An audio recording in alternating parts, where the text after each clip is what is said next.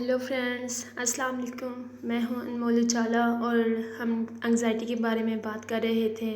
कल की वीडियो में हमने एंग्ज़ाइटी के सिम्पटम्स और एंग्ज़ाइटी की कॉजेज़ को डिस्कस किया था।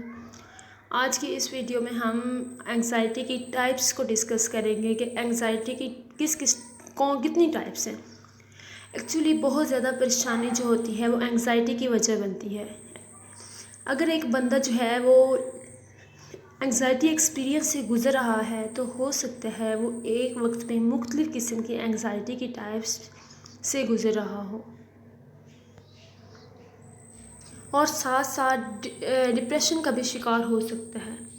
There are different types of anxiety and the most common are generalised anxiety disorder and सबसे पहले हम ये डिस्कस करेंगे कि जनरलाइज्ड एंग्ज़ाइटी डिसऑर्डर जो है ये होती क्यों है और इसके क्या रीज़न्स हैं, क्या काजेज़ हैं।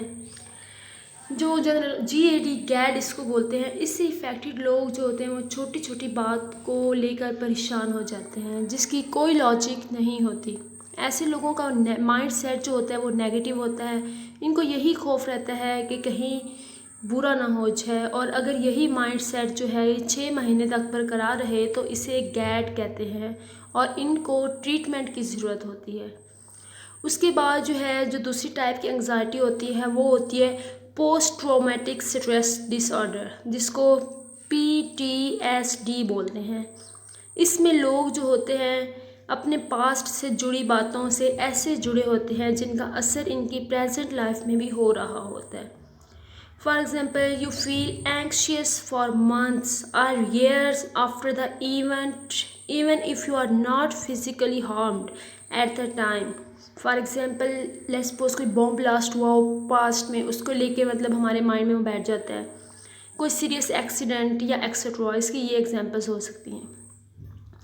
उसके बाद जो हमारे पास एंग्जाइटी की तीसरी किस्म आती है वो होती है ऑब्सेसिव कंपल्सिव डिसऑर्डर, OCD। इसके दो पहलू होते हैं, एक होता है ऑब्सेशन और दूसरा होता है कंपल्शन। जो लोग ऑब्सेशन से गुजर रहे होते हैं, जो ना चाहते हुए इलॉजिकल थॉट्स को माइंड में रिपीट करते रहते हैं, ये थॉट्स जिनकी कोई लॉजिक नहीं होती, which can make them disturb and anxious time to time, ये ऑब्सेसिव में आता है। और कंपल्शन में लोग जो होते हैं वो डिफरेंट मेंटल एक्ट करते हैं। वो अपना ध्यान, अपनी अटेंशन डाइवर्ट करने के लिए कुछ काम बार बार रिपीट करते हैं। मसलन कुछ लोग बार बार हाथ धोते हैं, कुछ लोग अगर कहीं ट्रैवल कर रहे हैं तो वो गाड़ियों के नंबर नोट करने लग जाते हैं, या फिर वो अपने इर्द गिर्द लगे पैराफ्लेक्सिस को बहुत वो ध्यान से देखते हैं अपना माइंड डाइवर्ट करने की कोशिश में, अपने माइंड को किसी न किसी एक्टिविटी में मसरूफ़ रखने की कोशिश करते हैं। और कंपल्शन में लोग कई ऐसे इलॉजिकल कामों को बार बार रिपीट करते हैं। You might believe that something bad will happen if you do not do these things. आपको पता लग रहा होता है कि your behaviour is not logical, but still you find it very difficult to stop. This is called OCD, obsessive compulsive disorder. उसके बाद आता है हमें एक इसकी अगली किस्म जो है, अगली टाइप जो है एंग्जाइटी की, वो है सोशल एंग्जाइटी डिसऑर्डर। इससे जो इफ़ेक्टेड लोग होते हैं वो दूसरों की प्रेजेंस में खुद को अनकंफर्टेबल फील करते हैं। उनको ये डर रहता है कि दूसरे उनको जज ना करें, एनालाइज ना करें, ये या फिर उनको लेके एम्बेरस ना करें। इस डर से वो गैदरिंग को अवॉइड करते हैं। इसकी कुछ कॉमन सिचुएशंस जो हैं वो ये हो सकती हैं, speaking in public, meeting new people और स्ट्रेंजर्स, वो घबराहट महसूस करते हैं, या फिर डेटिंग, या फिर ईटिंग और ड्रिंकिंग इन पब्लिक, वो पब्लिक में खाने पीने से भी गुरेज करते हैं। इसकी नेक्स्ट टाइप आती है हमारे पास फोबिया। फोबिया एक ऐसा डर होता है जिसमें लोग अपने पास्ट में बुरे एक्सपीरियंस से गुजरे होते हैं और इन्हें बातों को वो अपने दिमाग में ऐसे बिठा लेते हैं और फोबिया में मुब्तला हो जाते हैं। फोबिया जो है वो डिफरेंट टाइप का हो सकता है।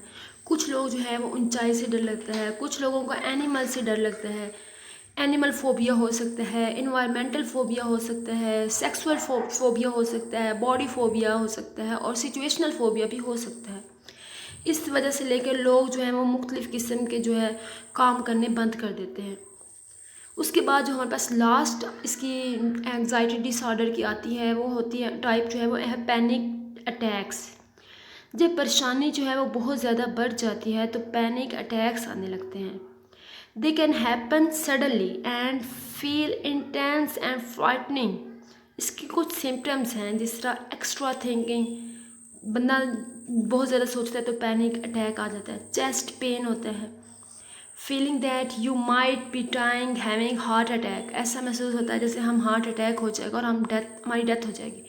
ड्राई माउथ, हमारा मुंह जो है वो ड्राई होता है। शॉर्टनेस ऑफ ब्रीथिंग, आगे सांस लेने में बहुत दुश्वारी महसूस होती है।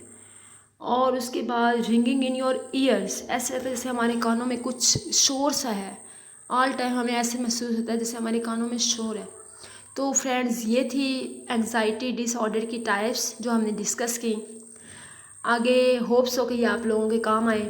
और अगर आपने अब तक चैनल को सब्सक्राइब नहीं किया तो बर मेहरबानी जल्दी से चैनल को सब्सक्राइब कर दें और बेल आइकन पर क्लिक कर दें ताकि आने वाली हर वीडियो आप तक पहुंच सके। तब तक के लिए अल्लाह हाफिज़।